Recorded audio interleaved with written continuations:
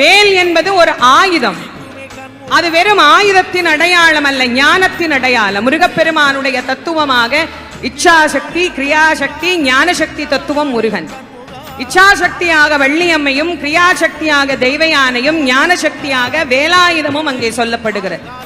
வேல் என்பது ஞானத்தினுடைய பிரதிபிம்பம். ஞானம் எப்படி இருக்கணும் அப்படின்னா, வேலினுடைய வடிவத்தை தான் காட்டுறோம். மேற்பகுதி கூராக இருக்க வேண்டும், நடுப்பகுதி விசாலமாக இருக்க வேண்டும், அடிப்பகுதி ஆழமாக இருக்க வேண்டும். இங்க எங்க பார்த்தாலும் உங்களுக்கு வேல் வச்சிருக்கிறோம்.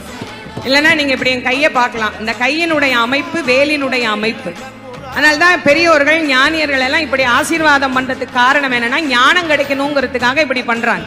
இந்த கையை பாருங்க, மேல் பகுதி கூராக இருக்கும், நடுப்பகுதி விசாலமாக இருக்கும், அடிப்பகுதி ஆழமாக இருக்கும். இந்த வேல் ஞானத்தினுடைய அடையாளம். ஞானம் எங்கு இருக்கிறதோ அங்கு அச்சப்பட வேண்டிய அவசியமே இல்லை.